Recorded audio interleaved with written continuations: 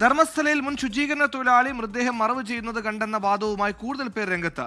പ്രദേശവാസികളെ 6 പേർ പ്രത്യേക അന്വേഷണ സംഘത്തെ സമീപിച്ചെന്നാണ് സൂചന. സ്പോട്ടുകൾ കാട്ടിത്തരാമെന്നും ഇവർ അറിയിച്ചു. അതേസമയം ധർമ്മസ്ഥലയിൽ പരിശോധനയുടെ പുരോഗതി വിലയിരുത്താൻ വെളുത്തങ്ങാടിൽ SIT യോഗം ചേർന്നു. മുഹമ്മദ് റഹീസ് ധർമ്മസ്ഥലം ചെയ്യുന്നു. റഹീസ്, വീണ്ടും നാടകീയതയാണ്. ഈ പറഞ്ഞ ശുചീകരണ തൊഴിലാളി കാണിച്ചു കൊടുത്ത കുറച്ചധികം സ്പോട്ടുകളുണ്ട്, 14 സ്പോട്ടുകളുണ്ട്. ഇതിന് പുറമെ പെട്ടെന്ന് ചെറിയ വെളിപാടുകൾ ഉണ്ടാകുന്നു.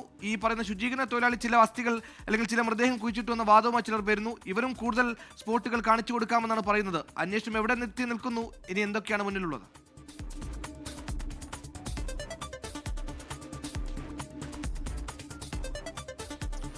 സുഹൈൽ, ധർമ്മസ്ഥലയിലെ അന്വേഷണം കൂടുതൽ സങ്കീർണമാവുകയാണ്. നമുക്കിതാ ഇപ്പോൾ ഈ ദൃശ്യങ്ങളിൽ കാണാൻ കഴിയുന്നത് ഈ സാക്ഷിയുടെ അഭിഭാഷകരാണ്.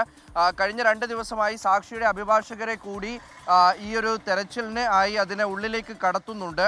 സാക്ഷിക്കൊപ്പം ഈ അഭിഭാഷകരെ കൂടി നിർത്തുന്നുണ്ട്. നേരത്തെ ഒരു ആരോപണം ഉയർന്നിരുന്നു, ഈ സാക്ഷിയെ ഈ SIT സംഘം ഭീഷണിപ്പെടുത്തുന്നുണ്ട് എന്ന്. അതിൻ്റെ അടിസ്ഥാനത്തിൽ ഇപ്പോൾ അഭിഭാഷകരടക്കം അകത്തേക്ക് പോയുള്ള ഒരു പരിശോധനയാണ്. നമുക്ക് ആ ദൃശ്യങ്ങളിൽ നിന്നും അഭിഭാഷക സംഘത്തെ കാണാൻ കഴിയും.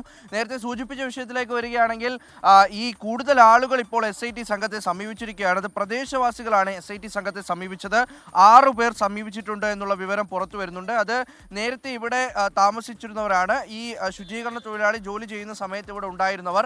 അവർ നേരത്തെ തന്നെ ഈ ശുചീകരണ തൊഴിലാളി ഈ മൃതദേഹങ്ങളൊക്കെയും സംസ്കരിക്കുന്നത് കണ്ടിട്ടുണ്ട് എന്നാണ് SIT സംഘത്തെ അറിയിച്ചിരിക്കുന്നത്. അങ്ങനെ അവർ ആ സ്പോട്ടുകൾ കാട്ടിത്തരാമെന്ന് കൂടി അറിയിച്ചിരിക്കുകയാണ്. അവർ ഇവിടെ തന്നെ ഉണ്ടായിരുന്ന, മുൻപ് എങ്ങോട്ടും പോയിട്ടില്ലാത്തവരാണ്. ഈ ശുചീകരണ തൊഴിലാളിയെ 10 വർഷം മുമ്പ് പോയി തിരിച്ചു വന്നയാളാണ്. അപ്പോൾ അയാൾ കാട്ടിക്കൊടുക്കുന്ന സ്പോട്ടുകളിൽ ചെറിയ ചില വ്യത്യാസങ്ങളൊക്കെ വരുന്നുണ്ട്. അപ്പോൾ അതുകൊണ്ട് തങ്ങൾ ഇത് കാട്ടിത്തരാം എന്ന് SIT സംഘത്തെ അറിയിച്ചുകൊണ്ട് 6 പേർ കൂടി വരികയാണ്. അതിനർത്ഥം ഇത് കൂടുതൽ സങ്കീർണമായി മാറുകയാണ്. കൂടുതൽ ആളുകൾ രംഗത്തേക്ക് വരുന്നുണ്ട്. അവർ ഈ ഓരോ സ്പോട്ടുകളും കാട്ടിക്കൊടുക്കാമെന്ന് പറഞ്ഞു കൊടുക്കുന്നുണ്ട്. അപ്പോൾ അന്വേഷണം ഏതൊക്കെ തരത്തിൽ നീങ്ങുമെന്നറിയില്ല. ഇന്നുകൊണ്ട് ഏതാണ്ട് ആദ്യഘട്ട അന്വേഷണം കഴിയുമെന്നാണ് നമ്മൾ പ്രതീക്ഷിച്ചിരുന്നത്.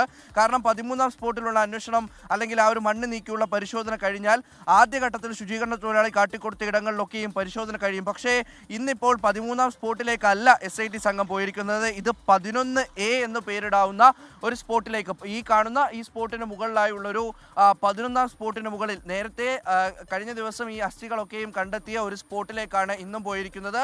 അവിടെ കൂടുതൽ കുഴിച്ചു പരിശോധന നടത്തണം എന്നാണ് ഈ ശുചീകരണ തൊഴിലാളി പറഞ്ഞിരിക്കുന്നത്. അപ്പോൾ അതിൻ്റെ അടിസ്ഥാനത്തിൽ ഇന്ന് കൂടുതൽ പരിശോധന നടക്കുന്നു. അപ്പോൾ എന്തായാലും ഈ പരിശോധന കഴിയാൻ കുറച്ച് ദിവസം കൂടി എടുക്കും എന്ന് നമ്മൾ ഈ ഘട്ടത്തിൽ മനസ്സിലാക്കുന്നുണ്ട്. അതിനുശേഷമാകും ഈ സാക്ഷികൾ, പുതിയ സാക്ഷികളുടെ മൊഴി പരിശോധിച്ച് അത് വിലയിരുത്തി അതിൽ കൂടുതൽ കാര്യങ്ങൾ വ്യക്തത വരുത്തി പിന്നീട് അവിടെ പരിശോധന നടത്തണമോ അന്വേഷണം നടത്തണമോ എന്നൊക്കെ SIT തീരുമാനിക്കുന്നത്. എന്തായാലും ആഭ്യന്തര വകുപ്പ് SITക്ക് പൂർണ്ണ സ്വാതന്ത്ര്യം നൽകിയിട്ടുണ്ട്. നേരത്തെ ആഭ്യന്തരമന്ത്രി കഴിഞ്ഞ ദിവസം പറഞ്ഞിരുന്നു, ഇതുമായി ബന്ധപ്പെട്ട് വരുന്ന എന്ത് കാര്യങ്ങൾക്കും SITക്ക് സ്വതന്ത്രമായി തീരുമാനമെടുക്കാം. അതിനുശേഷം ആദ്യഘട്ടം കഴിഞ്ഞൊരു റിപ്പോർട്ട് പരിശോധിക്കാൻ മാത്രമാണ് സർക്കാർ തീരുമാനിച്ചിരിക്കുന്നത്. അതുവരെ സ്വതന്ത്രമായ ഒരു SIT അന്വേഷണം നടക്കും എന്ന് തന്നെയാണ് ആഭ്യന്തരമന്ത്രി പറഞ്ഞിരിക്കുന്നത്. അതിൻ്റെ അടിസ്ഥാനത്തിൽ അന്വേഷണം നടന്നു വരുന്നതുകൊണ്ട് എന്തായാലും ഇനിയും കുറേ ദിവസം കൂടി ഇവിടെ പരിശോധന ഉണ്ടാകുമെന്നാണ് നിലവിൽ സൂചന ലഭിക്കുന്നത്. സുഹൈൽ.